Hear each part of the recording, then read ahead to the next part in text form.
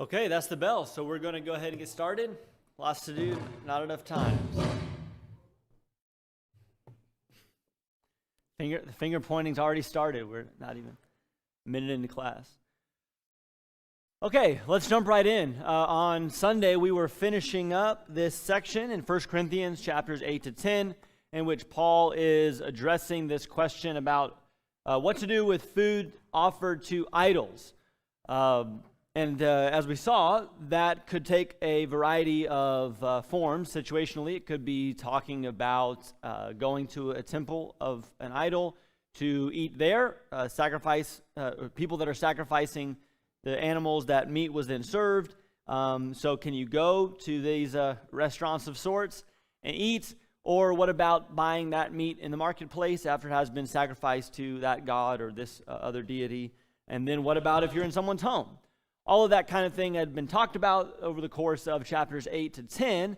And where we left off, and where we're not going to spend a whole lot of time on, but I do want to show you, are the main principles. I think when Paul ends this section in chapter 10, verse 23, into chapter 11, verse 1, which I think is the end of this whole section, I think he ends by laying out some important principles, some foundational ideas that I think are just critical. I think any of these situations that we find ourselves in, anything that we're thinking about where we're not sure if it's something that a Christian should be engaged in, similar to the question the Corinthians were asking, I think these are the principles, or at least some of them, that should be first and foremost in our minds, okay?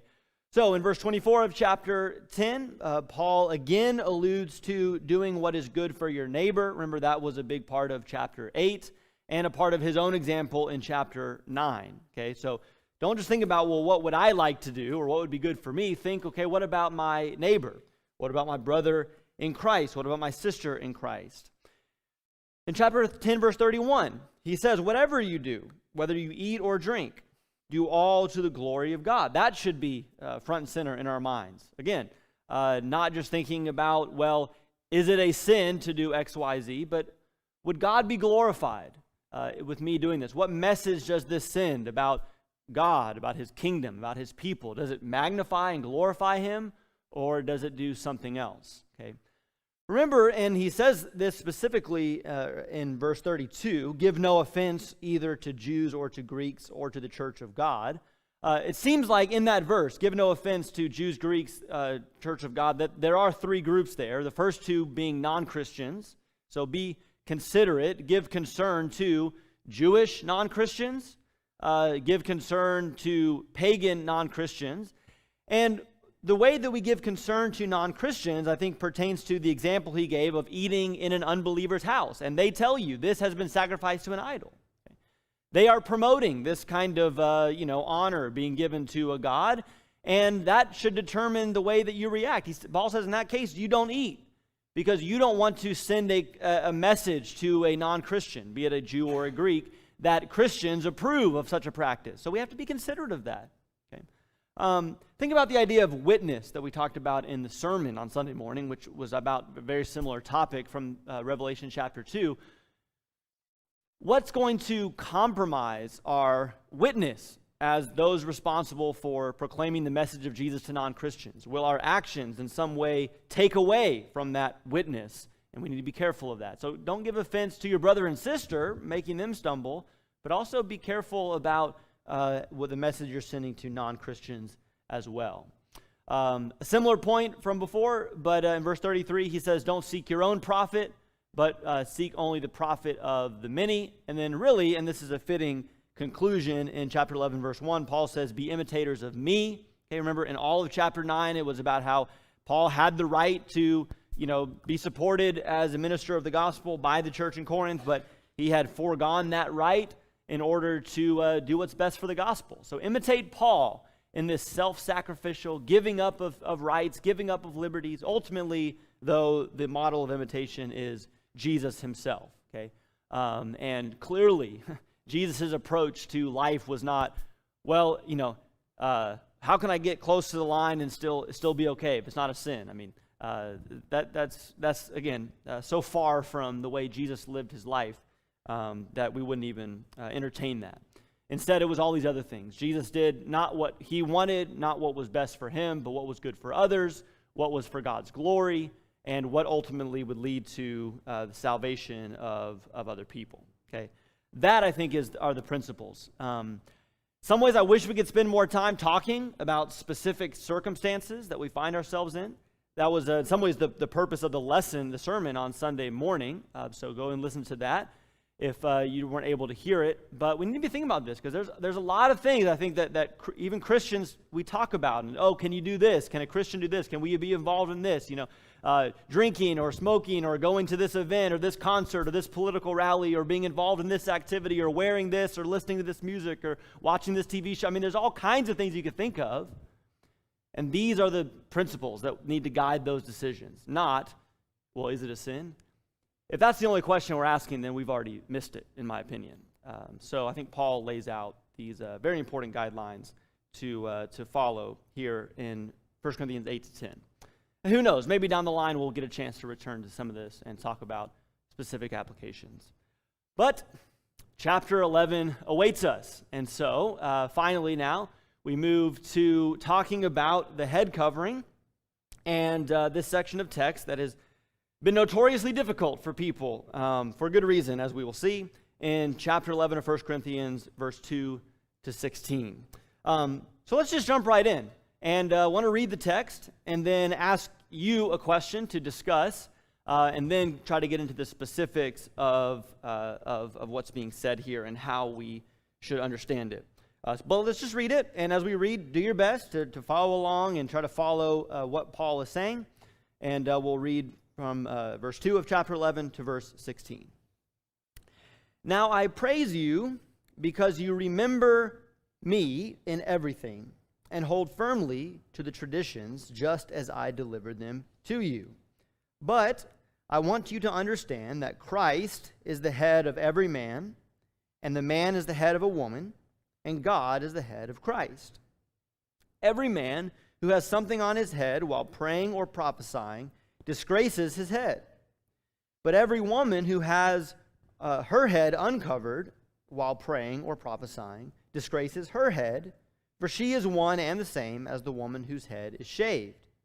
For if a woman does not cover her head, let her also have her hair cut off. But if it is disgraceful for a woman to have her hair cut off or her head shaved, let her cover her head. For a man ought not to have his head covered, since he is the image and glory of God, but the woman is the glory of man. For man does not originate from woman, but woman from man. For indeed man was not created for the woman's sake, but woman for the man's sake. Therefore, the woman ought to have a symbol of authority on her head because of the angels. Verse 11, however, in the Lord, neither is woman independent of man, nor is man independent of woman. For as the woman originates from the man, so also the man has his birth through the woman, and all things originate from God. Judge for yourselves. Is it proper for a woman to pray to God with her head uncovered? Does not even nature itself teach you that if a man has long hair, it is a dishonor to him? But if a woman has long hair, it is a glory to her, for her hair is given to her for a covering. But if one is inclined to be contentious, we have no other practice, nor have the churches of God. Okay, I think I'd like you guys to talk amongst yourselves about this passage, but not in the way maybe that we usually talk about it, at least to start out. I want us to ask this question, because I think probably if we've ever talked about this passage, it's been about the specific details of, should women have a veil, or not, whatever. Let's start big picture here. And look in this passage that we just read. Where do you see some of those big themes that we've been identifying in Corinthians? We started doing this from the beginning of our study. The arrogance, perhaps, that is below the surface in Corinth. The division that is causing in various ways. And then on the flip side, the humility that Paul is encouraging and the love, the actions of love that Paul is promoting. Okay, those big ideas. Talk amongst yourselves for a few minutes. Where do you see those ideas in this passage? Forget for the moment about all the specifics about what Paul's commanding and how we apply it. Where do you see these big ideas in the passage that we just read. Talk about that for a few minutes amongst yourselves.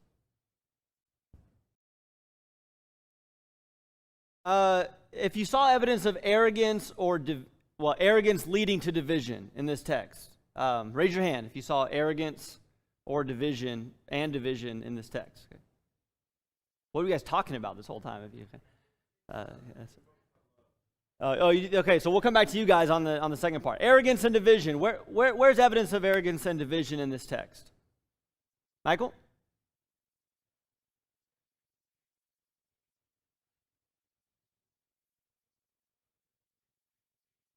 Controversy.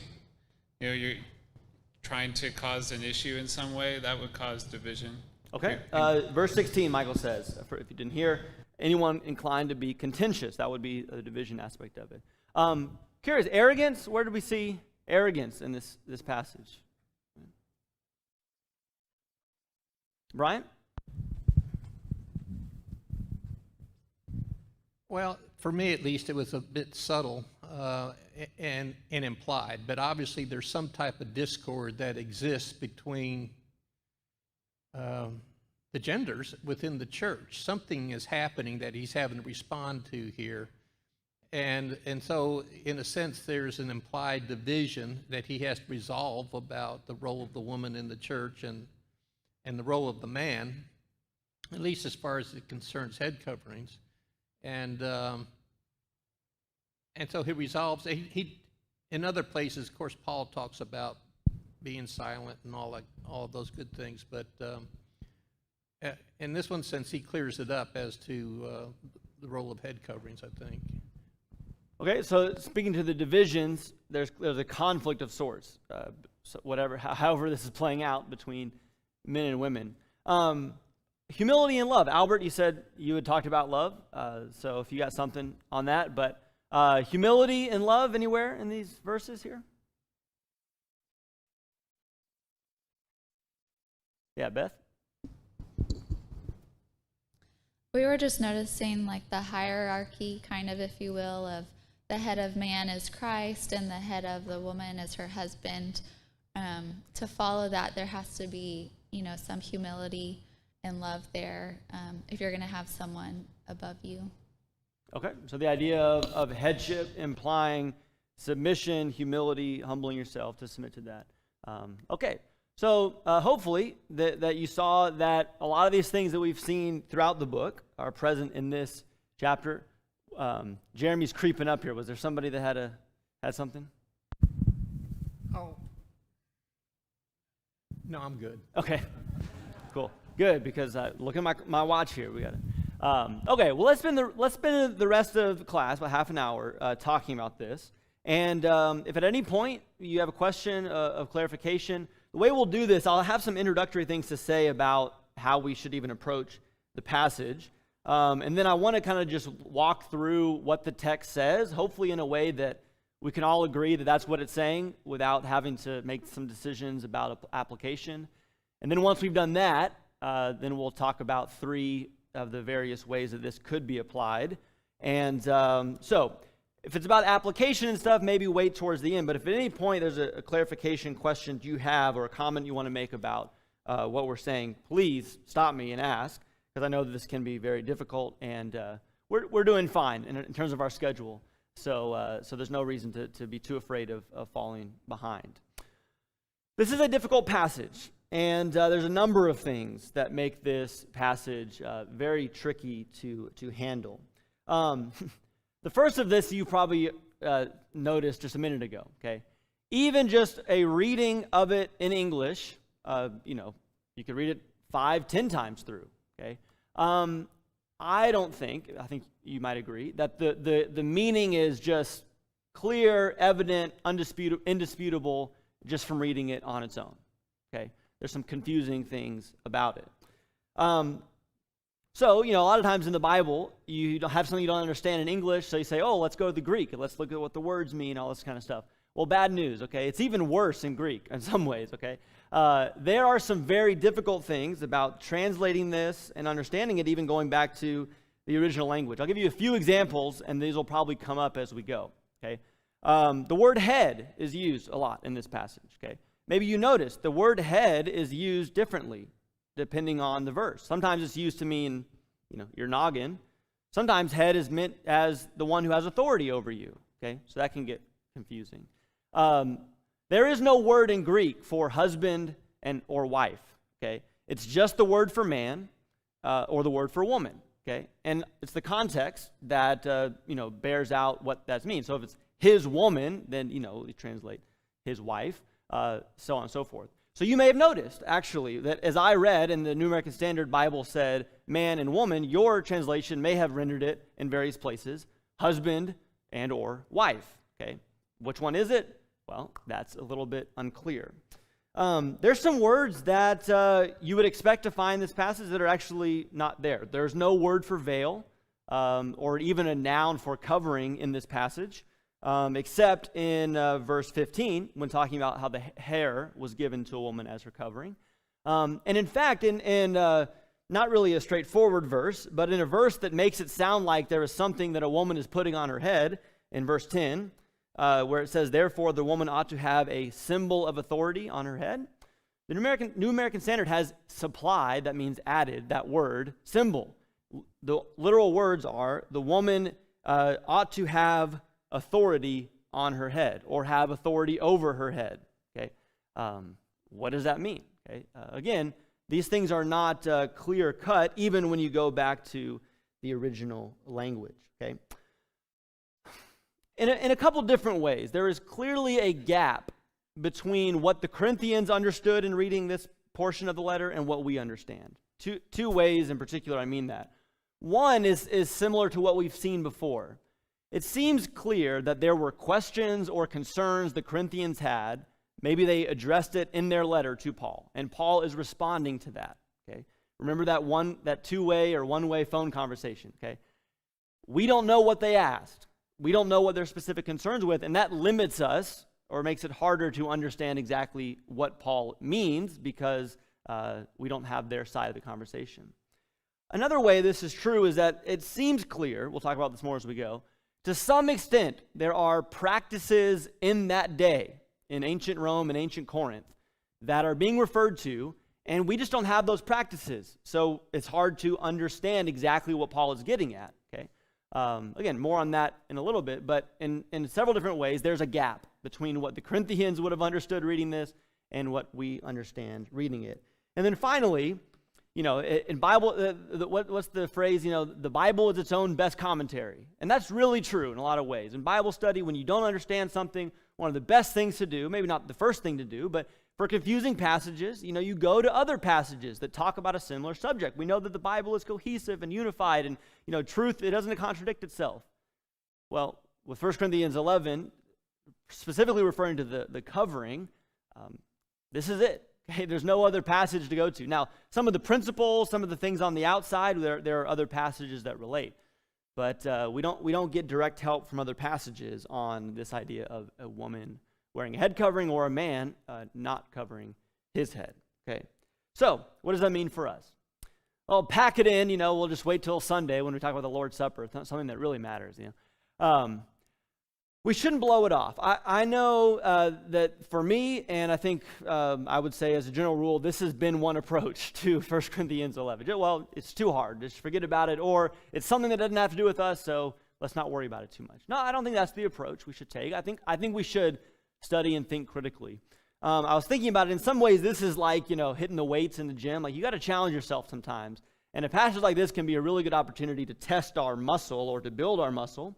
And one of the ways that we do that is by considering something seriously that's difficult, that's challenging, that's complicated, and considering all the sides, okay? It doesn't help us to go into this passage thinking, oh, well, brother so-and-so back in 1978 said this, and so that's what this means. There could be no other possibility, No, this is an opportunity to consider different opinions, consider the evidence for different positions, so to speak, and then do the work of sifting through it and coming to a conclusion. It's also imperative in doing this that we respect others' interpretation and respect each other's practice. I don't want to get myself in trouble here, but I'm pretty sure at this point, at least from my observation, and I do look at you guys from time to time, I don't see any outward, that I know of, any outward practice of women wearing a head covering. I do see guys taking off their hats, for prayers and stuff, which is interesting, thinking about this passage. But if it's the case that in this church, maybe after studying this, people decide that they're going to practice certain things based on 1 Corinthians 11, we need to respect that. It's in some ways an opportunity to implement what we just talked about in 1 Corinthians 8 to 10, different contexts, but still we talked about selfless, understanding, respectful, showing honor to our brothers and sisters. And so this is critical that we do that. And then, and hopefully by the end of the class we'll get there, we need to see the big ideas. Okay, so the specific things are challenging, and we may not have complete certainty on them, but there's some big ideas here. In fact, and if we get there by the end of class, I think you'll see 1 Corinthians 11, 2-16 may be one of the most relevant passages for living in America in 2021 that I can think of in the Bible. And maybe we'll get to see why either tonight or Sunday, okay? And that was a big claim. Let's see if I can back it up, when we get there.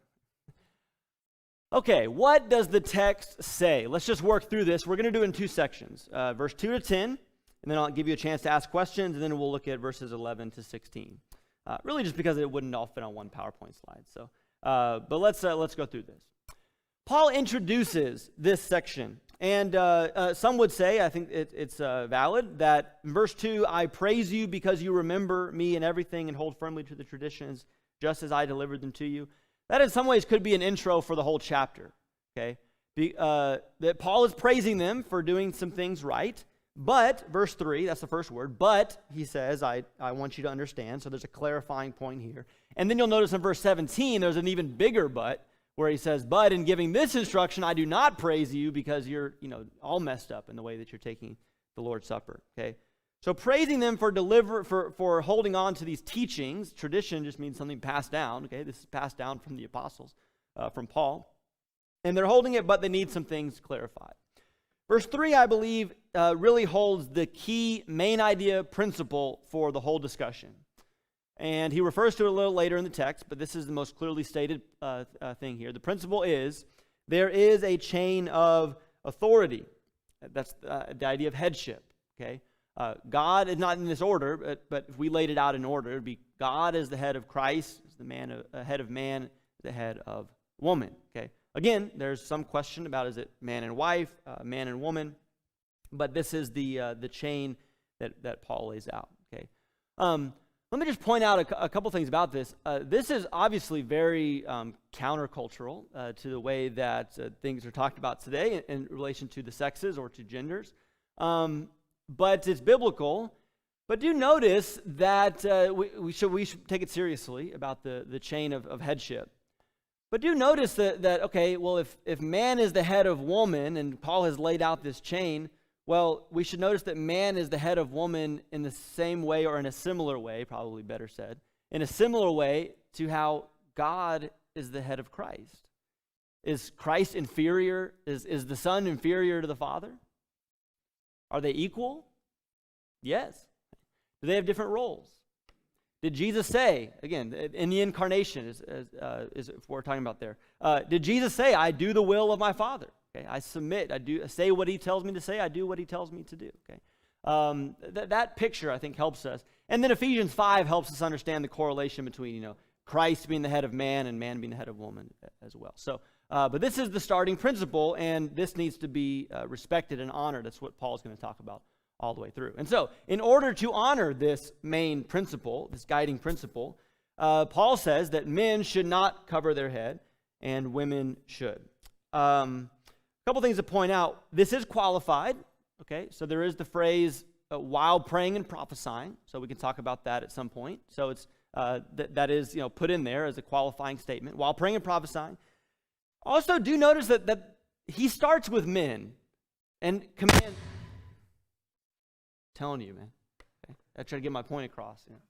I didn't do that. I know it seemed like I did that. I was really hammering that point, but what did you say? Well, it worked. So notice that he begins by saying, men, you should not be covering your head. We read this passage if it's only about women and only for women.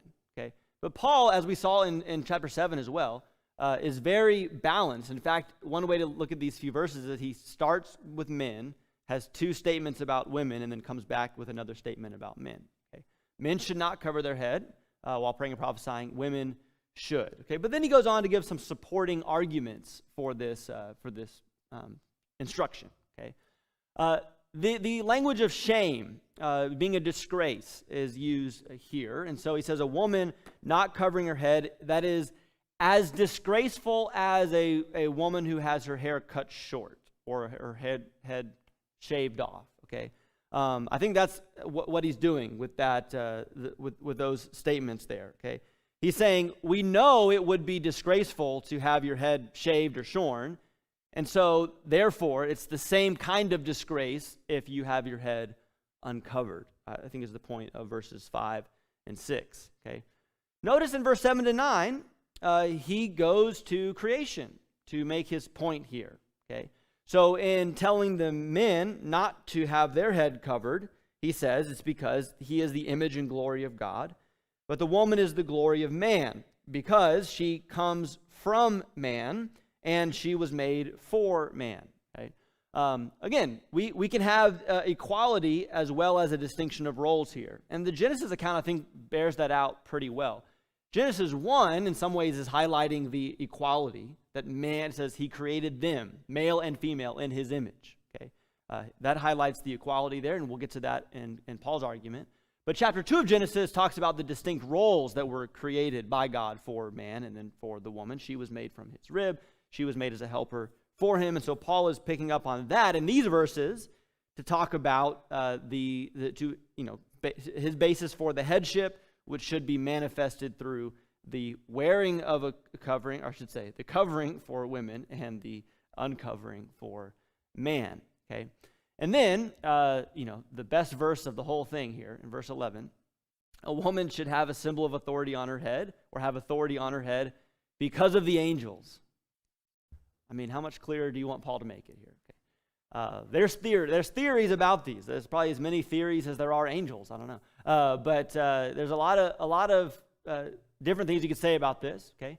But Paul says there's something about whether it's the presence of the angels among God's people, and they're kind of paying attention to the authority structure that is being carried out among Christians, or whether it has to do with something like the book of Jude, the angels that usurped their authority. And that should be a lesson for women or anybody else that wants to usurp the authority that God has given them.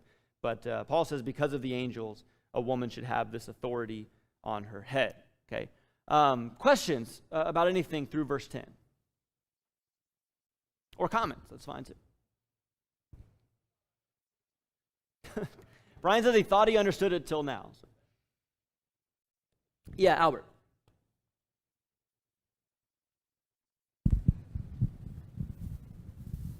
It's an observation for me, I'm seeing early on he's talking about a tradition, and when we're talking about the roles, and any role that's in the Bible of a created being, it's never to lord over or master over. Any role that we're given or assigned, even in an authority role, is to be a servant.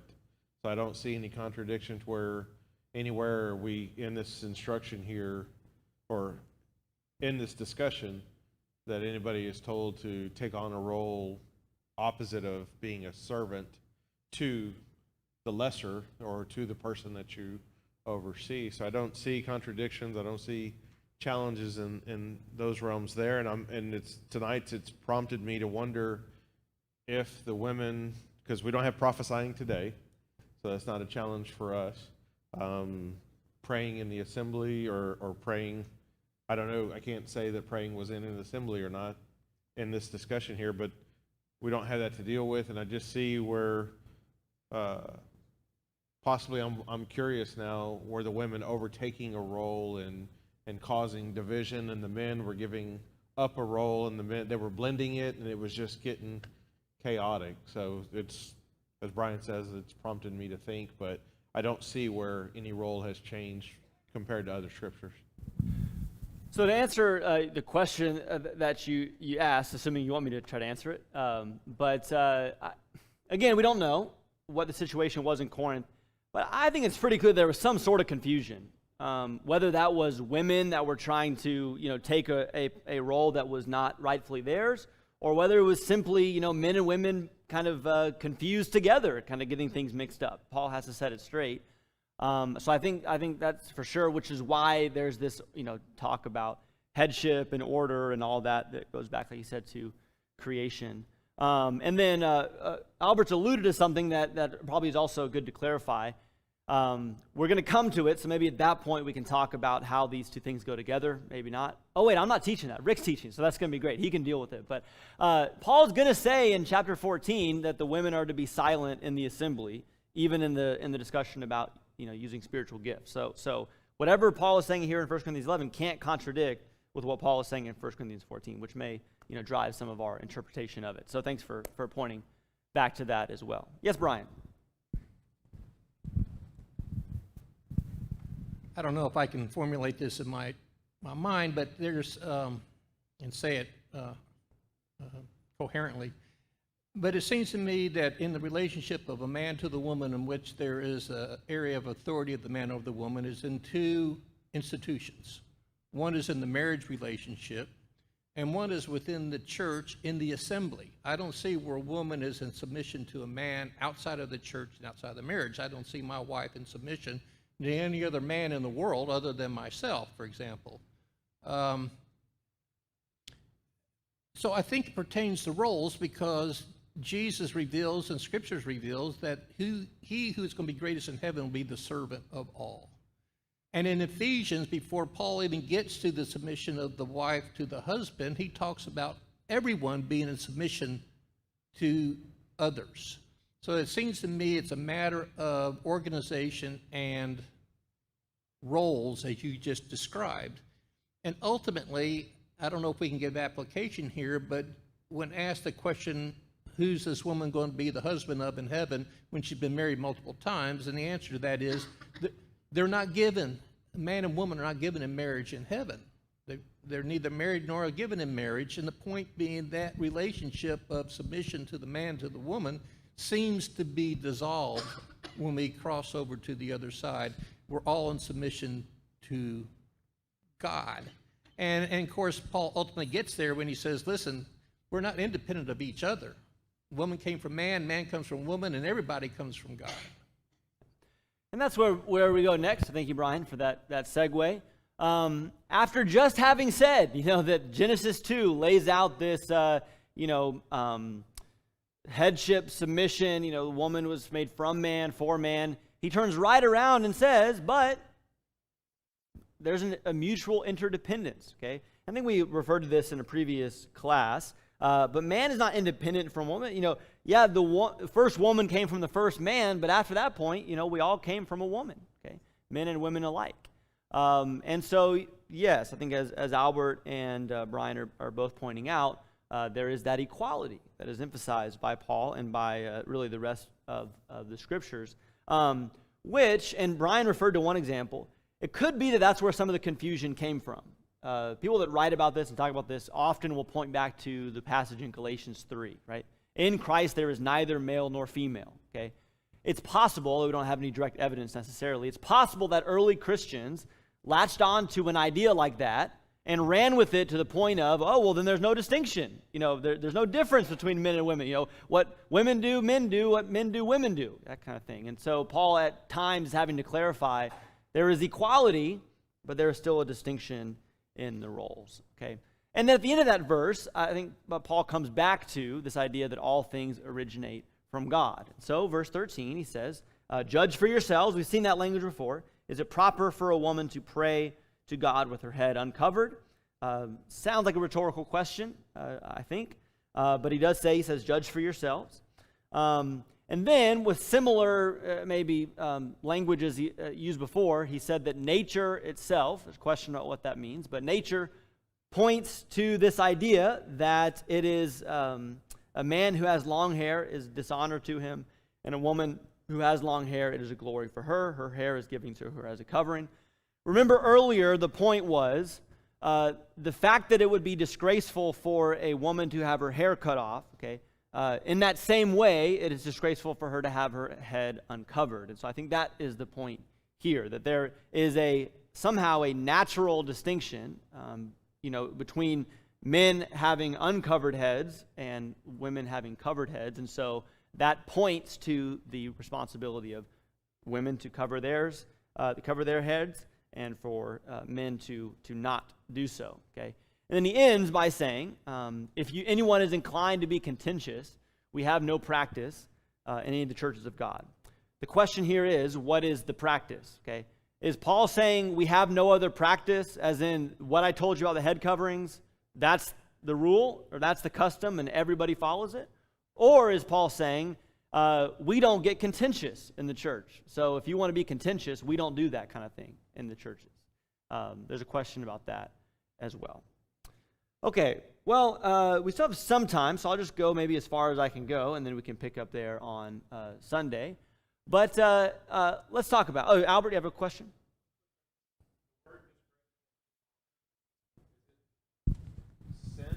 Or the word disgraceful and dishonor, is it associated to being in sin or irreverent, or it's not acceptable? Actually, let me just answer that in the context of because that's a great question, and I think I'll have an opportunity to answer it here. So I have 3 options here, but that itself is misleading, okay, because there's a million options. People have so many different interpretations of all this in this passage here. And even within each of these general options, there are various ways to understand each of these, okay? So this is more like example of one way to look at it, okay? But one way of looking at it is that this is a cultural practice that Paul is referring to, okay? And to argue from the standpoint of culture, that necessitates going back to look at what the culture was at that time. And so it turns out that you can look at historical evidence that shows that the practice of covering and uncovering had significance in ancient Roman life. So for instance, there's evidence to suggest that men would go into a pagan temple to worship a god, and they'd pull the toga over their head, or they'd wear a head covering of some sort in that pagan worship. Okay? And women, just generally speaking, there's evidence to suggest that they would, when they went out in public, cover their head as a sign of chastity and modesty and decency and all that kind of thing. And so the argument would go something like, Paul is on one hand instructing men not to continue to practice the pagan, dress of the day in worship to God, okay? Similar to what we saw in the previous chapters, leave that practice behind, and simultaneously instructing the women to not uncover and show themselves in their culture to be, as a symbol of being unchaste or indecent, but to respect that cultural norm and to cover their heads so that they would be shown to be acting decently. Okay. Now to answer Albert's question, those who would take this view here would point very strongly, at least some of them would, to the very language you pointed out. That when Paul, all the way through here, is using the language of honor and shame. It's a disgrace to do this. It's a disgrace to do that. And would point to that as evidence to say he's talking about the way it is perceived in this society. Okay, and so using that to say that while the principles of the passage are timeless, the applications may vary according to culture. And there are, I think we would all agree, other examples of this in Scripture. Okay, so Jesus washes the feet of his disciples and says, go and do likewise, kind of. Okay, well, washing of feet is something in that culture was a way to express, your service to somebody, okay, because that was a need that they had, walking around with dirty feet, So, do we throw out John 13? No, we know that the principles of humility, love, service are timeless. They're in the cross itself, okay? But we would demonstrate that in a different way to fit our culture, the things that we do, okay? You could talk about other things too, greet each other with a holy kiss. Peter talks about, not with braided hair, speaking to women. So braided hair seemed to perhaps be a symbol of something to them that maybe it doesn't mean to us? And so, taking this view, you would say, well, the veil, the covering, doesn't have any kind of significance like it did back then. So we follow the principles of 1 Corinthians 11, but not in the same manifestation with the veil and so on. Okay, there's some problems with this view. One is that the historical evidence is not uniform across the board. You can find, whatever, well, I'll just say this. If you're talking about what did the Jews do, what did Jewish men do, what did Jewish women do, what did Greek men do, what did Greek women do, what did Roman men do? I mean, there's a variety of answers to all of that. You can find an author or a painting or a sculpture that says that, men covered their head. No, men didn't cover their head. Women did, women didn't. It's not uniform across the board, so it becomes hard to construct exactly what the practice or the norm was, especially in a specific location like Corinth, okay? More largely speaking, interpretations that are based on culture and history, the more strongly it's based on that, the more, I think, dubious those interpretations can be. I'm not necessarily saying that there's no room for this at all, okay? We've done some of that in 1 Corinthians, actually, depending on the history, the culture of the time, okay?